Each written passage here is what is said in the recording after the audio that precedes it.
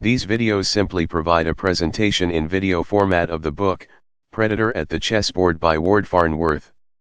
The book is freely available online at http://www.chesstactics.org.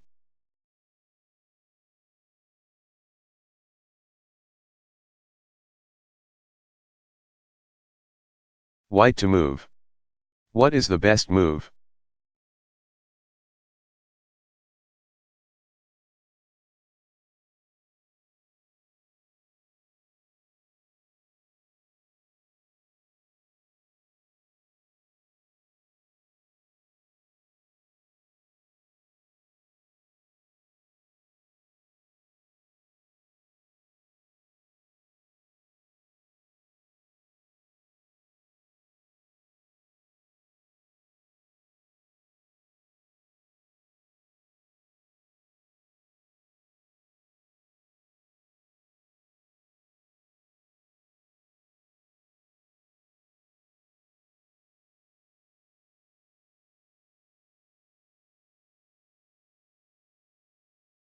The role played by the light-squared bishop in the previous frame also can be filled by a rook.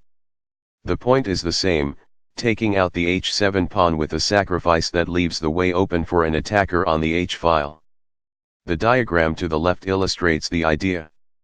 The important thing to see is that white's rook on a1 is ready to participate in a mating attack. Any rook or queen that can get to the h-file in one move is poised to help you mate, no matter how far away they may appear to be. In this case play goes 1. Rook takes at h7, king takes rook, otherwise white plays rook moves to h8, checkmate. 2. Rook moves to h1, check. King moves to g8, 3. Rook moves to h8, checkmate. Notice that in the position so far black's g-pawn has been moved forward from its original square. That is what makes these checkmates go. Once that pawn moves, white's dark-squared bishop has an open path to h8, these patterns then spring to mind. This signature should help you spot the idea when it is available, it also should give you pause before moving your g-pawn.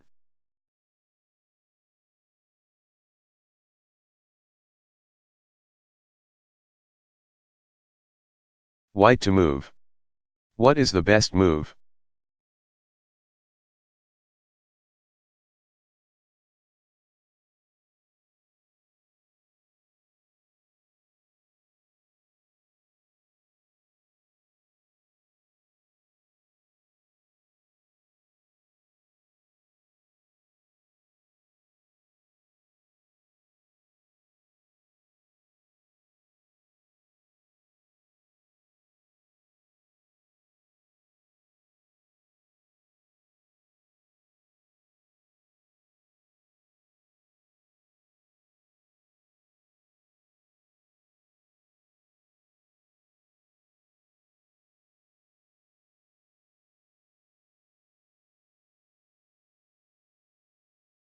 Once you have diagonal pressure through g7 to h8, your task is to open the h-file, in other words, to get rid of the enemy pawn that obstructs it. We've seen that one way to eliminate the pawn is to capture it. Another is to require it to capture, usually by taking something it protects.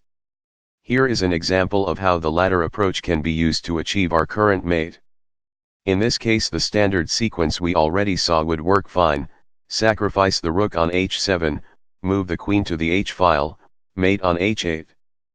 But even more efficient is 1. Queen takes at g6, check.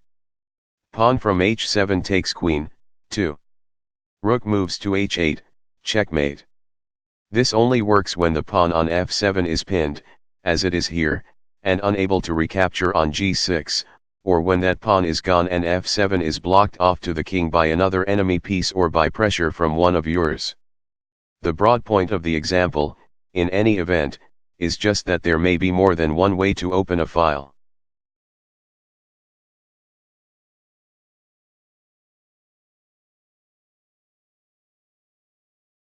White to move. What is the best move?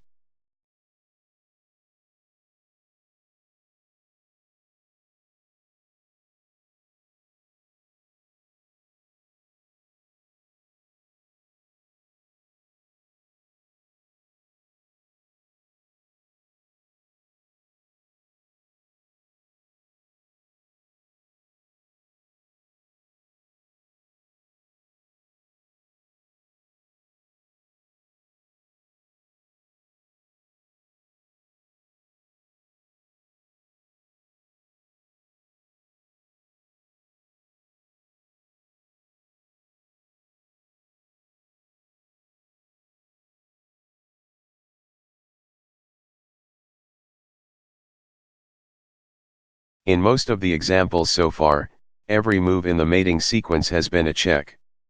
That usually is the best practice because working with checks limits your opponent's options, but it isn't always necessary if the king's position is sufficiently constrained.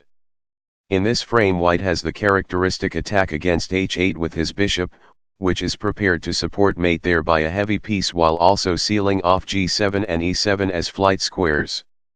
So strong is white's position that he can force a piece down to h8 even without checks. One rook takes at h5, pawn from g6 takes rook, otherwise white mates on h8 next move. 2. Rook takes at h5 and white again threatens mate next move. Since black's king isn't in check he has a move he can use to defend himself, but in this case black is powerless to prevent rook moves to h8, checkmate. His king has nowhere to go. In a real position, of course, he might have interpositions or checks or other measures of his own he can use to dig himself out. Or he might not. Notice, by the way, that the particular sequence shown here only works because white's bishop is on f6 rather than farther back on the same diagonal, say, on b2, for if the bishop were farther back, black would be able to move his f7 pawn forward to f6, blocking the long diagonal and giving his king a flight square. Not to mention the possibility of the king escaping to e7. As we shall see, the risk that an f-pawn will move forward in this way is a frequent nuisance when you are trying to build a mating attack on the long diagonal.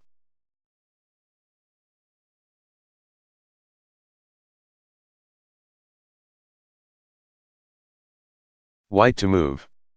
What is the best move?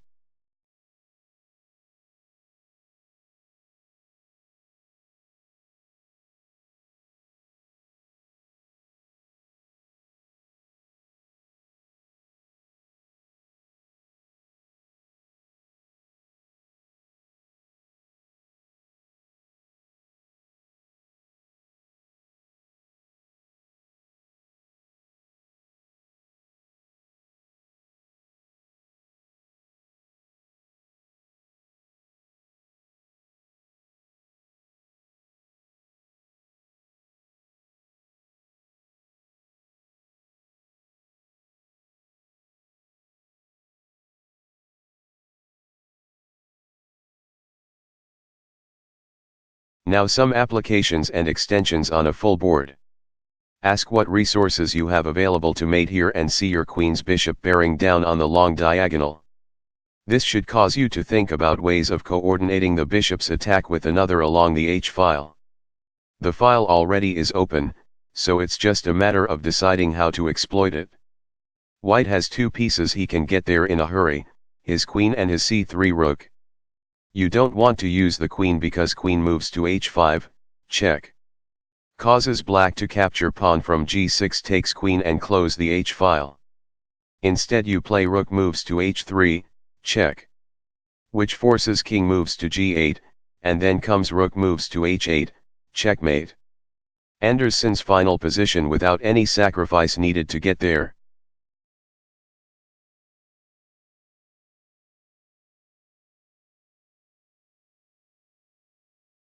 White to move. What is the best move?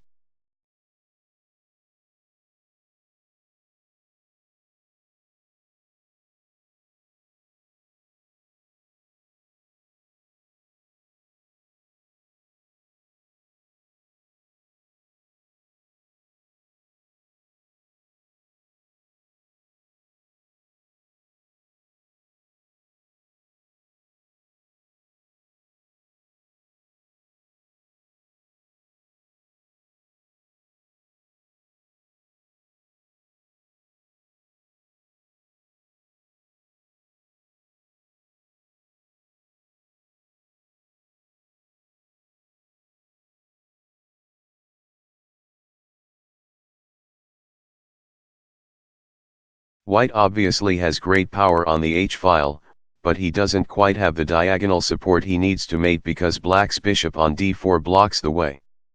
If white plays bishop takes bishop, black has queen takes bishop. Can black's bishop instead be dragged away from its position? It can, with a check sacrifice. White plays queen moves to h8, check. requiring the reply bishop takes queen, and now comes rook takes bishop h8 hashtag. This is a helpful general idea. If the path of your bishop to h8 is blocked only by an enemy bishop on the same diagonal, it may be possible to eliminate the bishop with a sacrifice on the mating square. Even more generally, when you are trying for a mate that can be executed with a bishop and rook and you have those pieces available, your queen may be expendable and may be very useful to sacrifice.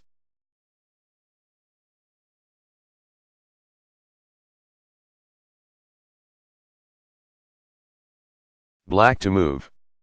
What is the best move?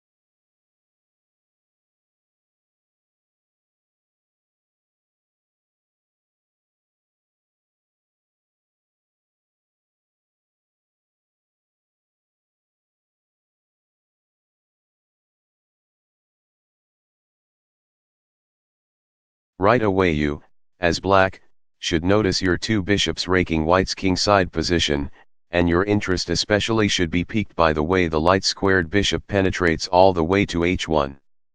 You also have a rook on h8. The question is how to use these resources. A. You need to open the h-file so that you can get pressure going vertically as well as diagonally. B. Bishop takes at g3 is one natural idea, hoping to draw white's h-pawn over to the g-file as it recaptures and thus allow you to play rook moves to h1, checkmate. But white can recapture with his f-pawn instead, ruining everything, for then his queen protects h2. C. So try taking out the h-pawn directly with your rook, rook takes at h2.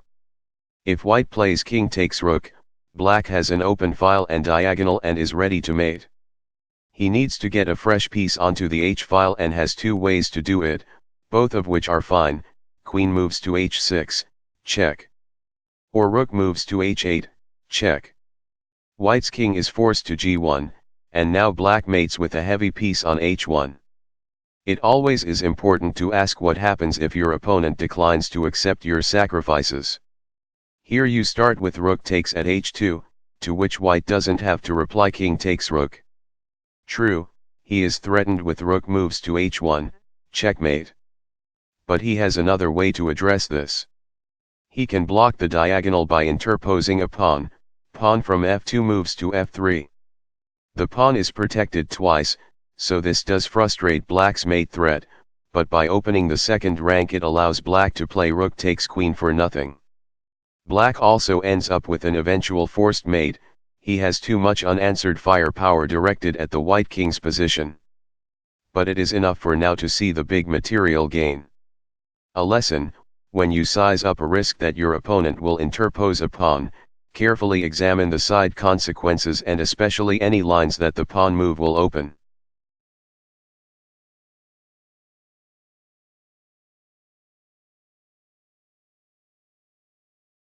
White to move. What is the best move?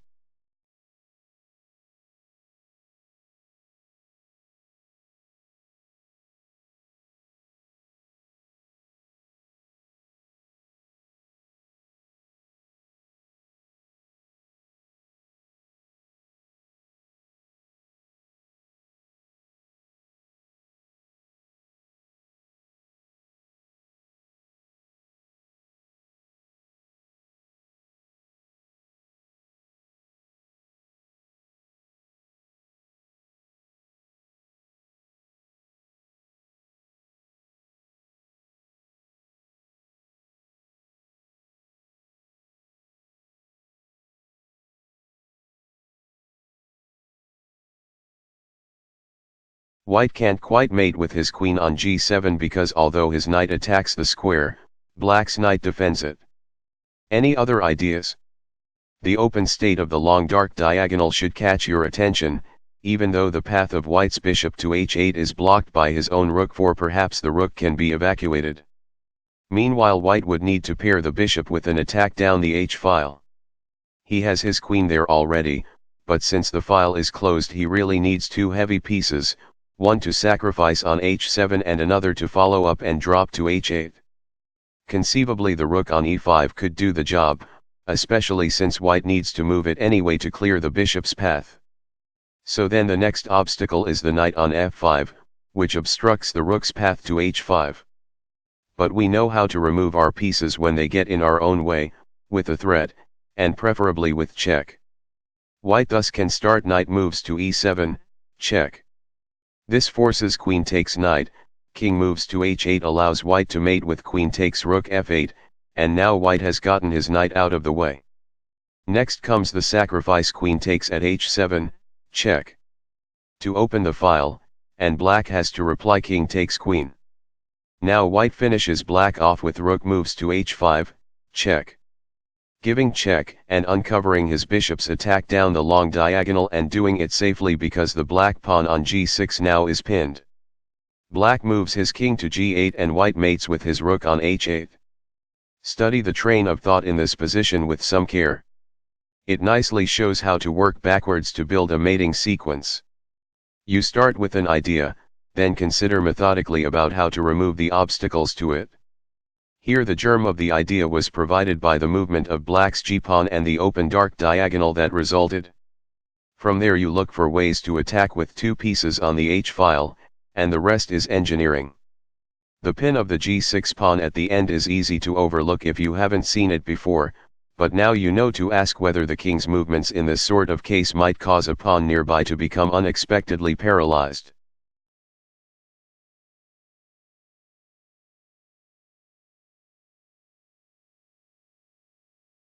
White to move.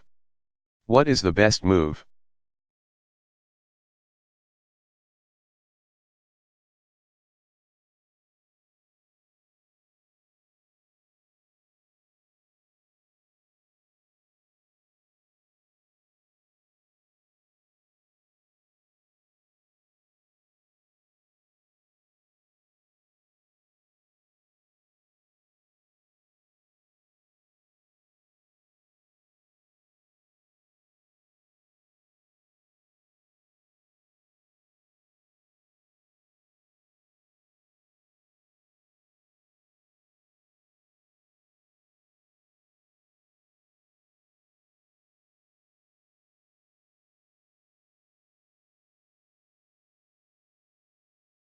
Now let's have a look at some famous positions where spectacular moves were made to reach the general pattern we are examining here.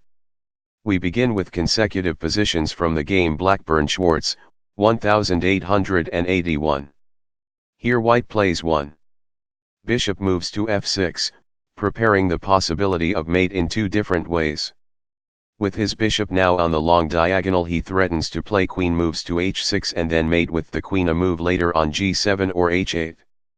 He also has the more remote threat of pushing his rooks down the h-file in the manner described a little earlier, 2 rook takes at h5, pawn from g6 takes rook, then 3. Rook takes at h5 again with 4. Rook moves to h8, checkmate. Coming next.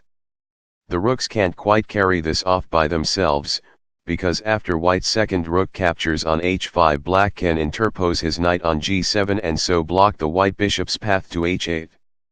But then white has another resource, again he can bring in his queen at h6 and mate a move later. All these are just ideas. The point is that with bishop moves to f6 white gives himself a powerful bishop on the long diagonal with 3 pieces that might be able to pitch in on the h-file if black doesn't respond adequately. You should not assume that even so strong a player as Blackburn, one of the greats of the 19th century, thought he knew for sure how his opponent would reply. More likely he saw that he had a threat that improved his position without creating any problems, so he played it. Black's best reply to 1. Bishop moves to f6 probably is to retreat his own dark squared bishop to f8. This way it attacks h6 and so prevents white's queen from landing there, and if white tries to blast his way to h8 by repeatedly capturing on h5 with his rooks, Black has the simple bishop moves to g7, blocking the path of white's bishop to h8 and thus stopping the mate.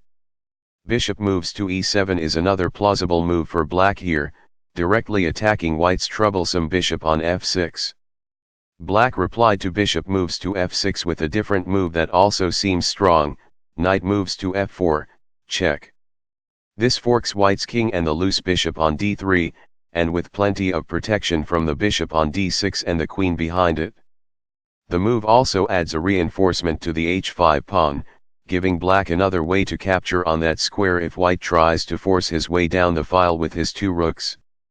Finally, the knight also blocks the white queen's path to h6, and with protection from the bishop on d6.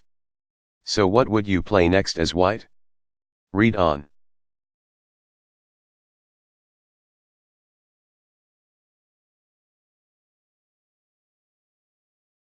White to move.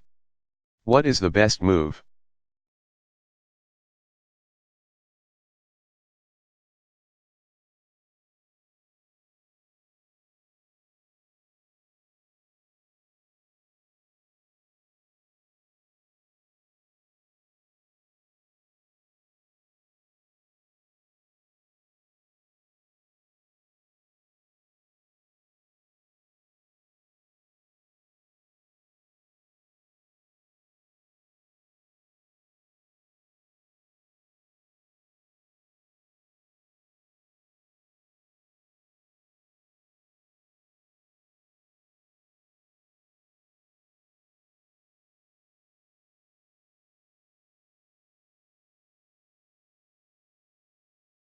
We have arrived at this position. Since black's knight has given check and has protection, it naturally is tempting for white to reach for the king in search of a safe place to move it. But before playing defense, consider afresh white's mating resources. He still has his two rooks on the h-file, only the knight prevents one. Rook takes at h5, pawn from g6 takes rook, 2.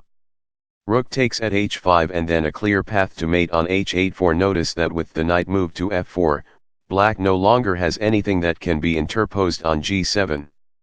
Since the black knight is making trouble in a few different ways, white plays the astonishing 2. Queen takes knight. The move is famous because it gave away the queen for the sake of a forced mate that is not obvious but nevertheless is indisputable. Black recaptures 2. Black bishop takes queen, and now there is no stopping white.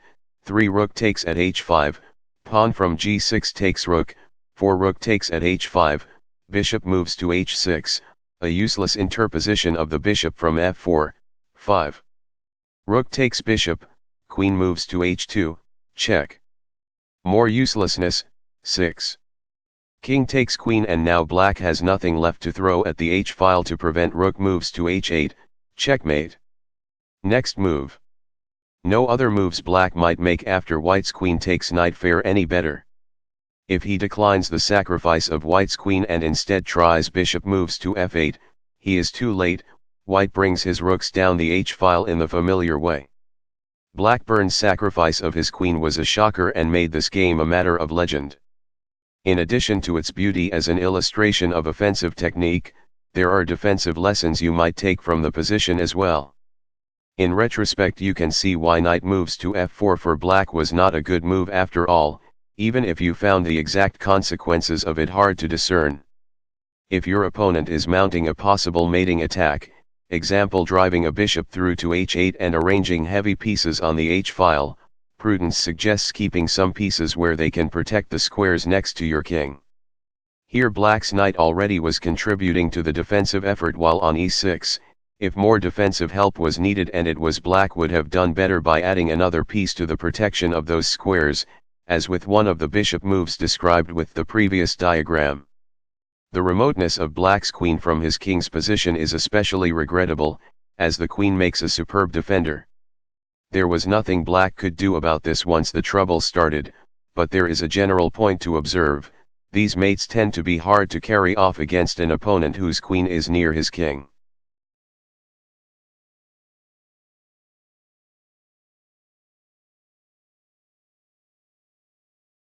White to move. What is the best move?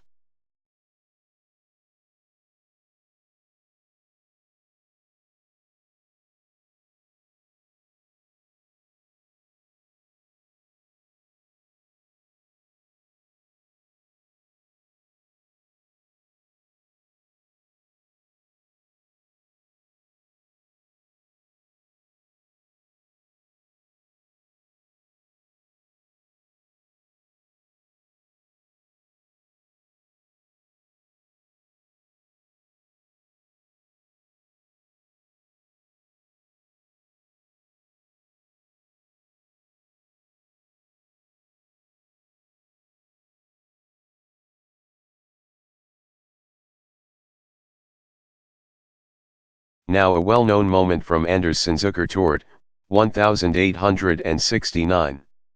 The most important feature of White's position is his pawn on g7. It can function there a little like a bishop, ready to support mate on h8 and sealing off the black king's flight squares there and on f8. It has protection from the rook on g3, indeed, if it were a bishop White would mate quickly by withdrawing it and discovering check. Anyway, the question here, as in the previous studies, is whether White can get a heavy piece onto h8. As resources for the purpose he has his queen on h6 and 2 rooks on the g-file. Do you see anything else he can use? There also is the bishop on d3, which is aimed at h7 and can attack the square if the pawn on f5 steps forward to unmask it.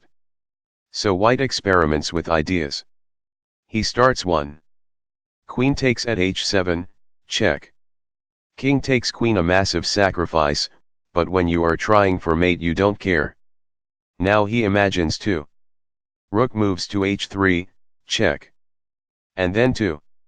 King moves to g8, 3. Rook moves to h8, checkmate. That sequence would work fine were it not for black's queen on d6, which can interpose on h6 after White plays rook moves to h3, check. White still can force an eventual mate from the resulting position, but it gets messy, so Andersson did it differently. With his second move he played the marvelous discovered check pawn from f5 moves to f6, check. Using the bishop to force the king back to g8, and blocking the black queen's path to the h-file with his pawn. Let's look at the resulting position.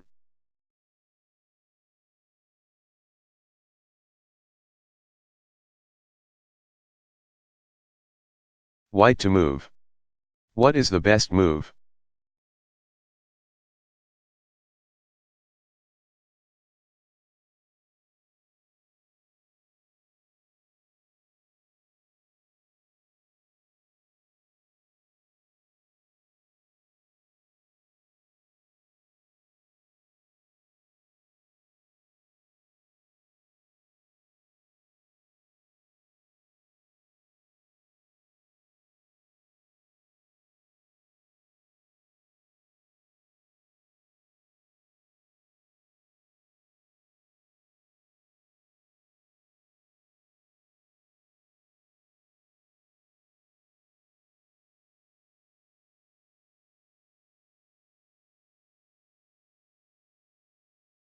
White's goal remains getting a heavy piece. Now it will have to be a rook onto h8. Rook moves to h3 doesn't work. Before White can follow up with rook moves to h8, Black has a chance to play rook takes at f6 and create a flight square for his king on f7. The problem is that White is behind a tempo. In the positions like this we saw earlier in skeletal form, the king generally starts on the h-file. Then when White plays a move like rook moves to h3 he checks Black's king, the king moves to g8, and rook moves to h8, checkmate. Follows. Here Black's king is ahead of the game, already on g8 where it can't be checked. What to do? The solution is to make a sacrifice to drag the king back to the h-file. Andersson thus played bishop moves to h7, check. And Black was forced to reply king takes bishop. Now we have the needed pattern. White can play his rook to h3 with check, Black moves his king to g8 with no time to create a flight square by moving his rook, and White finishes with rook moves to h8, checkmate. This is another of the most celebrated combinations ever played. It illustrates again the scale of the imagination and sacrifice that may be required to achieve mate. It more particularly is another study in the dogged creation of the mate on h8 that we associate with Andersson. Notice again how in the final position Black's queen was taken out of the action, leaving Black with no pieces defending the sensitive squares near the king. A knight in the vicinity would have come in handy. White's bishop check toward the end also is a frequently useful idea, the sacrifice of a piece to decoy the king out onto a file where it can then be checked by another piece until it finally is mated. Adolf Andersson, the player of the white pieces, was a German chess player of the 19th century, and was considered for a number of years to be the best in the world. He also was the winner of two other games that are among the most famous ever played: his immortal game against Kieseritzky, 1851, and the evergreen game against Dufresne, 1852. Both contain sparkling combinations and mates. If you enjoy playing over old games, you can find those two in any number of anthologies.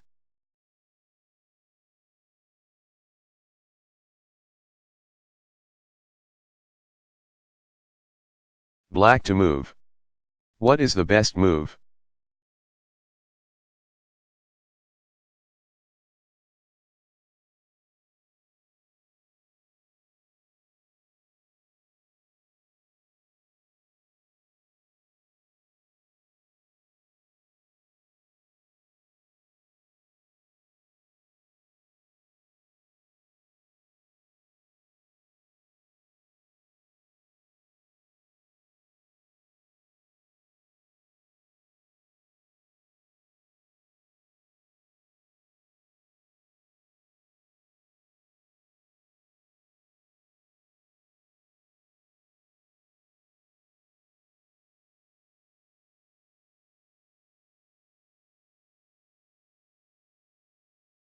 Morphe's mate. If you have a bishop bearing down on the long diagonal leading into the king's corner, you may not need to get your queen or rook onto h8, if the g-file is open, as distinct from the g-pawn merely being advanced. You can use a heavy piece to seal off the file from a distance, with mate then resulting because the king is attacked and cannot move. In the diagram to the left, where black is mated, the king can be on g8 or h8 and the mate works either way. But notice that if the king is on h8, white does have a problem to worry about. Black can interpose a pawn on f6, interrupting the white bishop's path and doing it with protection from the rook on f8. We will look further at this complication later. For convenience, let us oversimplify and refer to this pattern as Morphe's mate, though that term technically refers to one particular way of reaching this position that we will examine in a moment. Notice the relationship between this pattern and the previous one. The idea there was to use a bishop to attack a square, h8, and then also plant a heavy piece on it. Here the idea is to let the heavy piece do its work from a distance. From so far away it still can take care of g8 as a flight square, as shown here.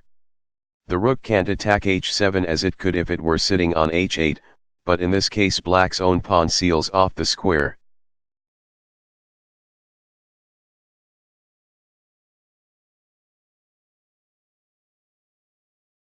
White to move. What is the best move?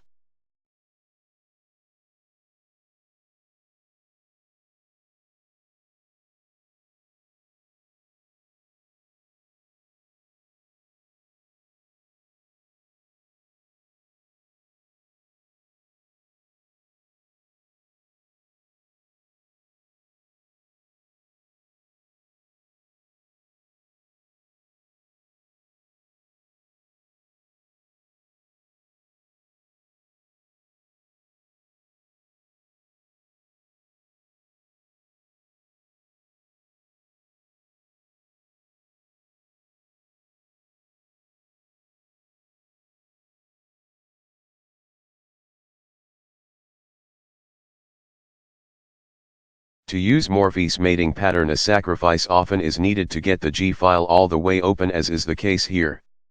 White has no way to capture the g7 pawn, but we know more than one way to clear a bothersome pawn out of the way, take something it protects.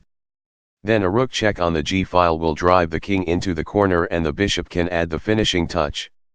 To be more precise, one queen takes knight, requiring pawn from g7 takes queen, otherwise white mates with queen takes at g7, then 2. Rook moves to g1, check. King moves to h8, 3. Bishop takes at f6, checkmate. The end position is the same as in the previous diagram, but with white's bishop advanced to f6, and since the bishop is right in front of the f7 pawn, there is no danger of black interposing anything.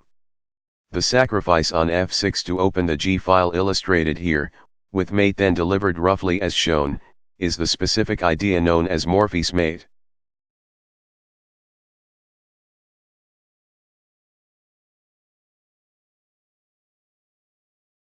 White to move. What is the best move?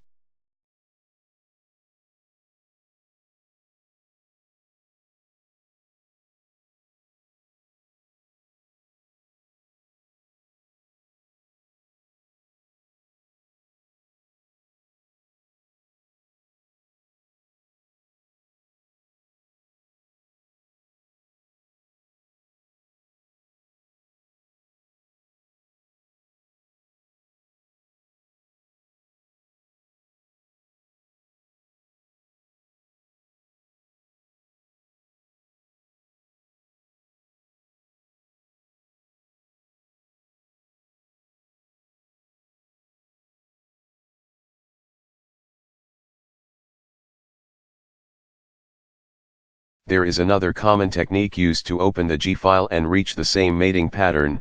In the current position, White plays 1. Rook takes at G7, check.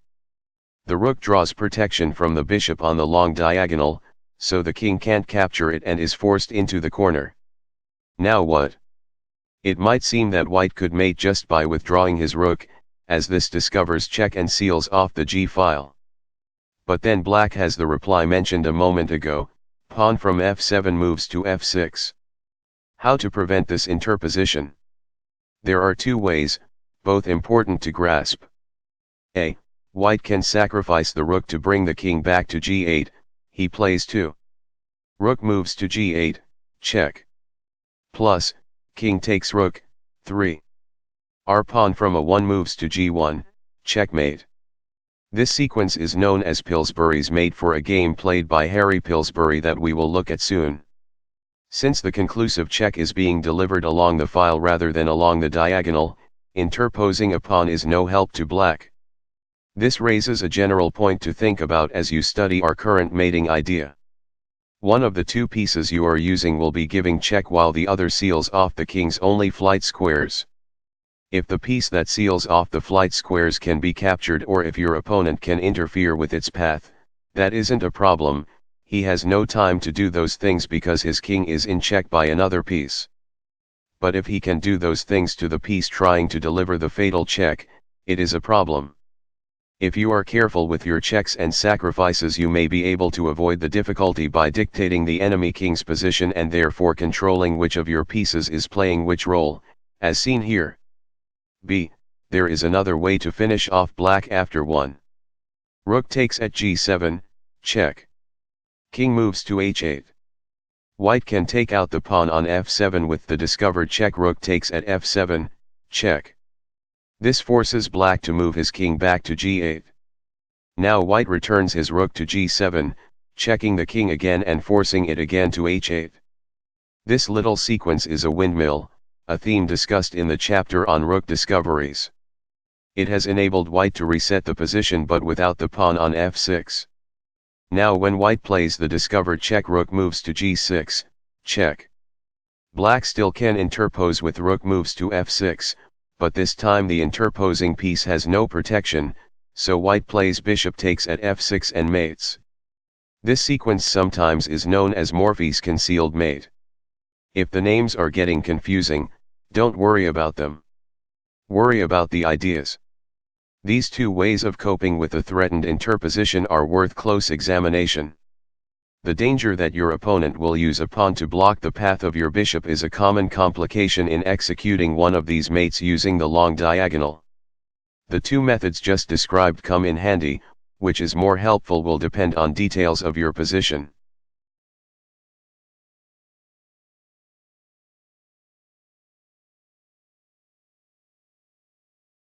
White to move. What is the best move?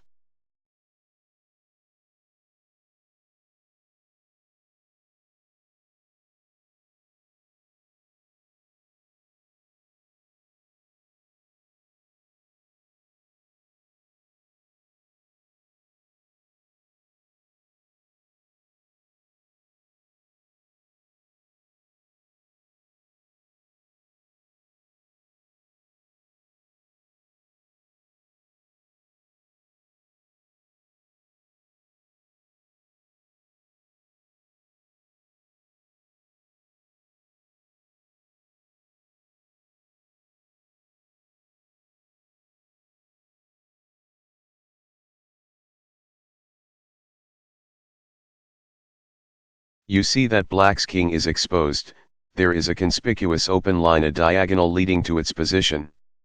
White already has vertical pressure down the g-file. If he could add diagonal pressure by playing his queen to f6, he would be able to mate. The hitch is that black's queen guards the mating square, so fix your attention on ways of making that piece uncomfortable. A standard maneuver for the purpose is to stick a rook next to it, as with rook moves to e8. Black's queen could move to d6 and still guard f6 from there, but once white's rook is on e8 it creates other problems for black as well.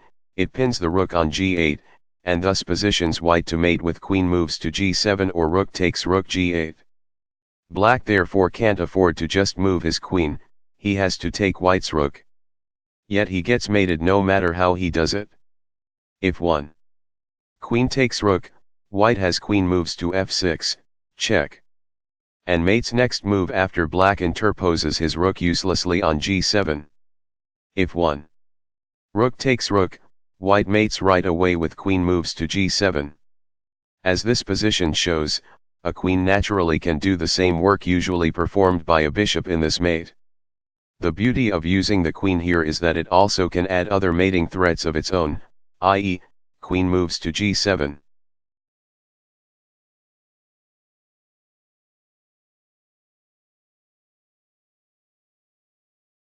White to move. What is the best move?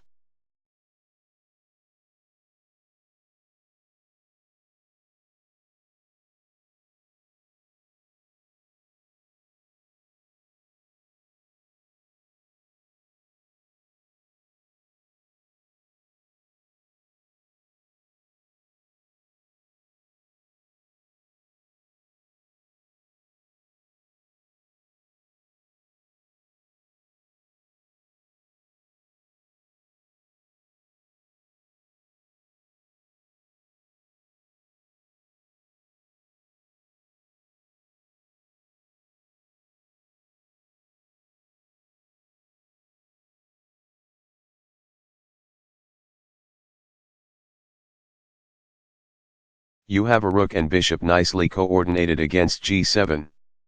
The g7 pawn has got to go. If you capture it, black will not be able to recapture because your capturing piece will have protection.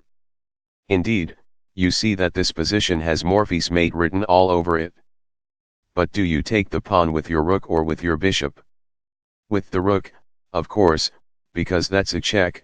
Bishop takes at g7 in this position lets black play pawn from f7 moves to f6 and your threat is over. If black's king were on h8, you would take the pawn with your bishop because that would be the check, it would go 1. Bishop takes at g7, check. King moves to g8, 2. Bishop moves to f6, check. Queen moves to g5, rook takes queen, checkmate. So you play 1. Rook takes at g7, check. Which forces 1. King moves to h8. Now you have another issue to consider, the one just studied. Black can interpose his f-pawn, with protection, at f6, so if you merely discover check by withdrawing your rook you will be foiled. You could try sacrificing your rook at g8 to drag black's king back there, but it won't work here because then you have nothing left to put on the g-file. No, this case calls for the other way of dealing with an annoying f-pawn, take it with 2. Rook takes at f7, check. Going into a brief windmill pattern. Play continues 2. King moves to g8, 3. Rook moves to g7, check. King moves to h8, and now you withdraw the rook up the g-file, discovering check and mating. Black can throw his queen or rook into the bishop's path, but white just takes them and nothing has changed.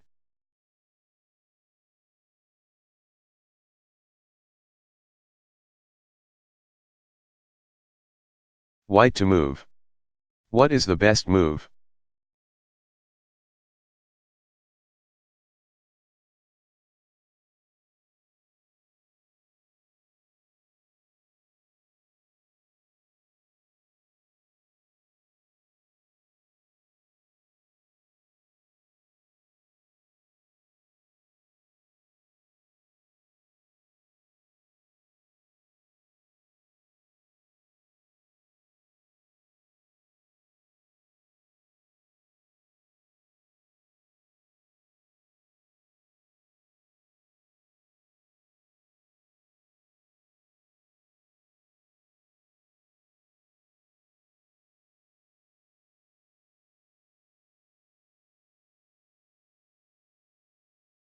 White's b2 bishop is loose and is attacked by black's knight, and meanwhile black is ahead on material.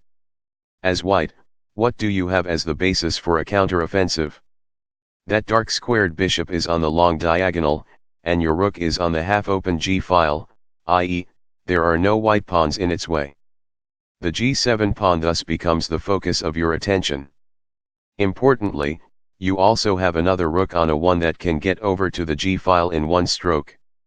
This makes a sacrifice to clear the g7 pawn out of the way plausible, because afterwards you will have a heavy piece ready to finish the job. White therefore begins by imagining rook takes at g7, check. And sees the beginnings of Morphe's mate. Black will have to move his king to h8, and then if white draws his rook back up the g-file he will discover check. But wait, that's not quite going to get it done here for two reasons. The first is that the piece doing the checking, the b2 bishop, will get captured right away by black's knight. Secondly, black could interpose on the diagonal. The problem isn't pawn from f7 moves to f6, if that were the only issue, white could deal with it by playing 2. Rook takes at f7 as we recently saw. The problem, rather, is that black can interpose with pawn from d5 moves to d4, the pawn is protected, or for that matter knight moves to e5.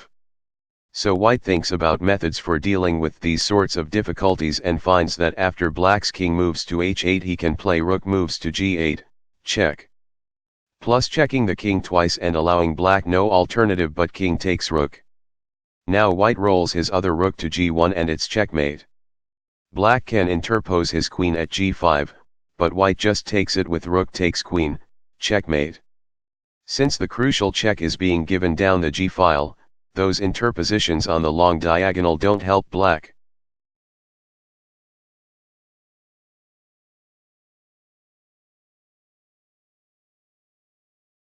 White to move. What is the best move?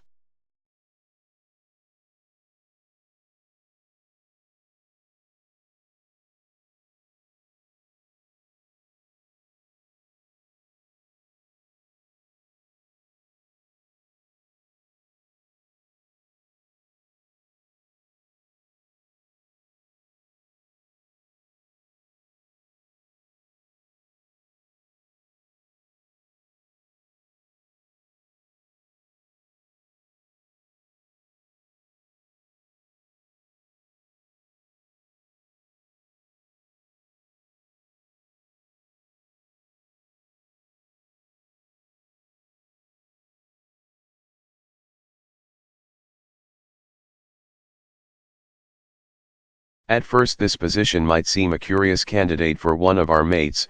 Where are white's bishops? Both are off the board. But white does have a queen ready to join a mating attack, and he has a rook ready to blast open g7 plus another rook ready to take the first rook's place on the g-file. These are plenty of clues to suggest a line of experimentation. One rook takes at g7, check. King takes at g7. Black can't turn down the offer of white's rook by moving his king to h8, because then white has queen moves to h6 and mates a move later, the guard of h6 having just been obliterated.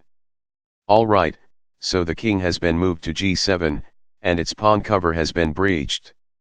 Now remember that you need to arrange diagonal pressure as well as vertical pressure against the king's position, and the only piece you have for the first purpose is your queen. Work with checks to arrange it. 2 queen moves to g5, check.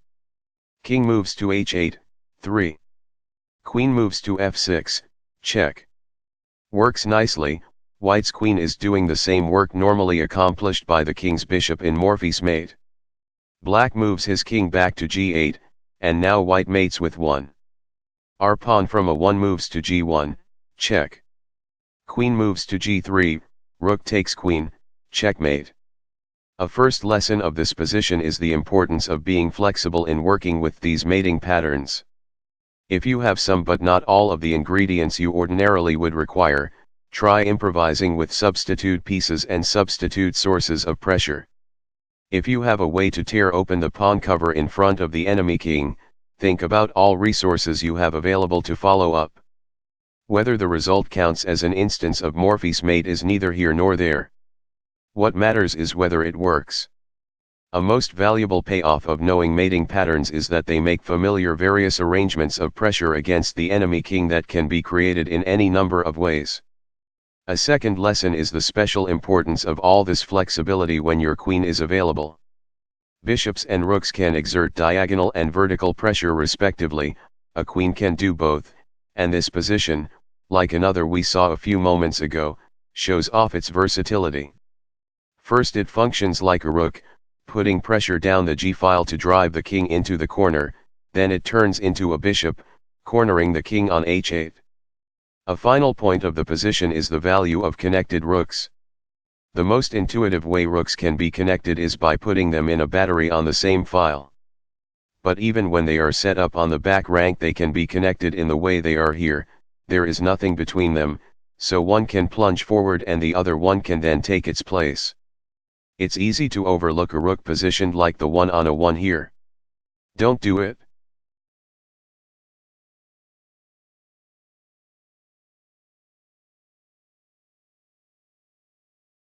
White to move. What is the best move?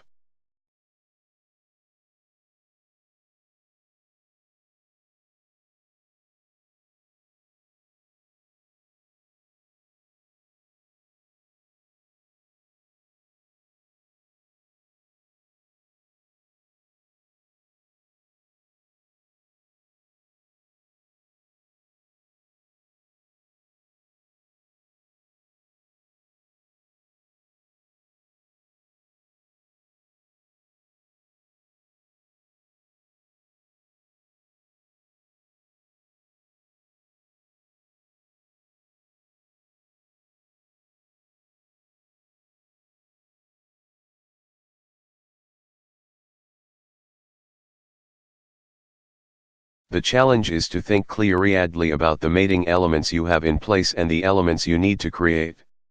You have diagonal pressure against h8, and it's the good kind. Your bishop is on f6, so black won't be able to interpose a pawn in its way. And the g-file already is open, an invitation to some form of Morphe's mate. Lastly, you have two heavy pieces out on the board, so look for a way to get one of them onto the g-file. The constraints are black's rook on e4 and his queen on c7, both of which guard squares you want. If you start with rook takes rook you solve nothing, black's rooks are doubled, so he replies rook takes rook and now your resources for taking control of the g-file have been reduced by a piece with no relevant change in black's position. So experiment with the queen.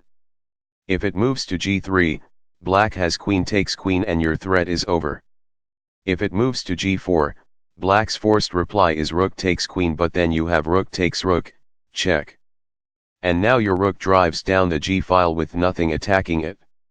The next diagram continues the sequence.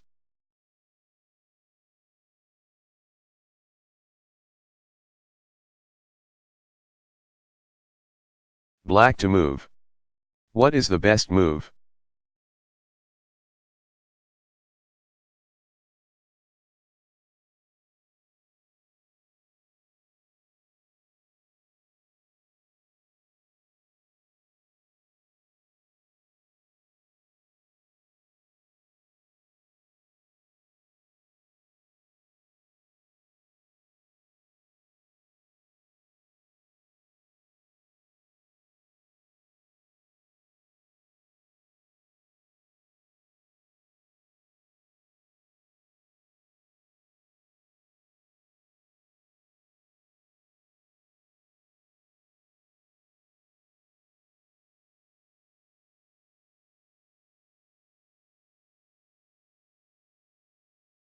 Now the makings of mate are in place for white, but you aren't done. Follow it through to make sure it works. Black can't move his king, but he does have an interposition, bishop moves to g7. You reply rook takes bishop, check. Without hesitation. Black's king moves not to h8 but to f8, which now has been left open. Life just got a little more complicated because you no longer can mate by just drawing your rook back up the g-file. The king still is under lock and key, for your bishop seals off e7, but since you can't safely play rook moves to g8, your next move will not be a check, and meanwhile black still has a queen and rook on the board that he will use to derail the mate if he can. Alright, so after black's king moves to f8 you play carefully. Since you want to get your rook onto h8, start with rook takes at h7. Now black has his big chance to play a move of his choosing. What will it be? Well, there isn't much. He can get his queen to the g-file with queen moves to g3, but then it just gets taken, and you must take it before completing the mate, otherwise it interposes at g8 and black escapes the mate by trading his queen for a rook. After you remove black's queen he is out of options, and you mate with rook moves to h8 next move. It just works. Realize, though, that if black's queen were better positioned for defense he might have spoiled the sequence. That sort of risk is common when a sequence includes a non-forcing move like rook takes at h7.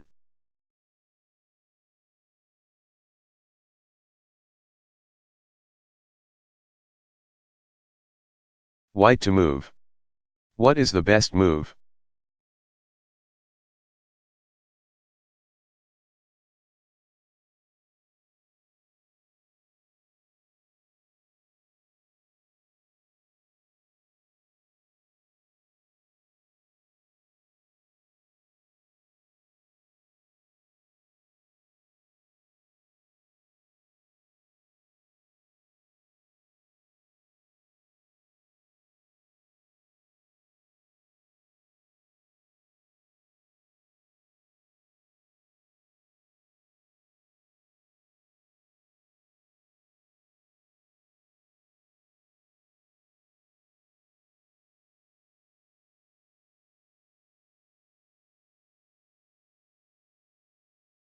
This is a sequence from Pillsbury Lee, 1899.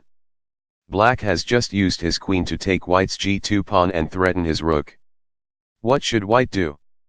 The g-file is open, no pawns, and black's king sits at the end of it, an important opportunity. True, white's bishop isn't on the long diagonal, but this can be arranged, as we shall see. First white creates an open file for his rook by playing 1. Queen moves to f3. This is a fork of black's queen and rook. If black retreats his queen to g6, white takes the rook on b7 and wins easily enough from there. But of course white is inviting 1. Queen takes queen, a sacrifice of his queen, and for what? For 2. Rook moves to g1, check. Which forces black's king to h8. Now for a nifty sequence that moves white's bishop onto the long diagonal, 3 bishop moves to g7, check. King moves to g8, 4. Bishop takes at f6 discovering mate. Black can interpose his queen on the g-file, but white takes it with his rook. This position, like an earlier illustrative position we considered, was made legendary by the dramatic sacrifice of the queen to obtain mate.